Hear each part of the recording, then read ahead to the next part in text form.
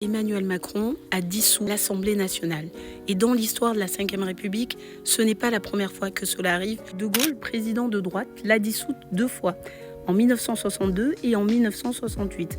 Et à chaque fois, il a obtenu la majorité absolue. La première fois, il a été contraint par l'opposition. Une coalition alliant des partis qui allaient de la gauche au centre a déposé une motion de censure contre la politique du gouvernement parce qu'ils étaient opposés à l'instauration du suffrage universel direct pour élire le président de la République. Cette motion a été votée et donc on s'est retrouvé face à une crise politique puisque le gouvernement a été renversé. Et là, De Gaulle n'a pas eu d'autre choix que de dissoudre l'Assemblée nationale et de convoquer de nouvelles élections. La deuxième fois, c'était suite à la crise sociale et politique de mai 1968. Les événements de mai 68, ce sont des grèves générales du mouvement ouvrier et étudiant qui remettaient en question le pouvoir en place, le pouvoir du général de Gaulle et de son gouvernement. 3 jours après les accords de Grenade, les accords signés par le gouvernement, les syndicats et le patronat, censés apaiser la situation, De Gaulle y décide par stratégie politique de dissoudre l'Assemblée pour affaiblir la gauche. Et il réussit son pari puisque son parti gagne les 3/4 des sièges à l'Assemblée nationale. Et 3e et 4e fois, c'est Mitterrand, président de gauche, qui dissout l'Assemblée nationale. Lui aussi, il l'a dissout 2 fois, en 1981 et en 1988, car à chaque fois qu'il est élu, c'était la droite qui avait la majorité absolue à l'Assemblée nationale. Ce qu'il faut comprendre, c'est qu'avant 2000, le président de la République était élu pour 7 ans. Les députés, eux, pour 5 ans.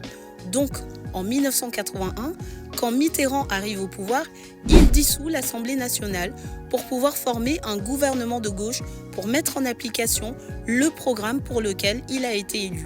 Cela marche, il obtient une majorité absolue. En 1988, même configuration, sauf que Mitterrand est réélu après 2 ans de cohabitation où il avait comme Premier ministre Jacques Chirac. Il gagne les élections législatives, sauf que cette fois-ci, il n'a pas une majorité absolue, mais une majorité relative. 5e dissolution. En 1995, Jacques Chirac est élu président. Il bénéficie alors d'une large majorité acquise par son parti. En 1997, il dissout l'Assemblée nationale.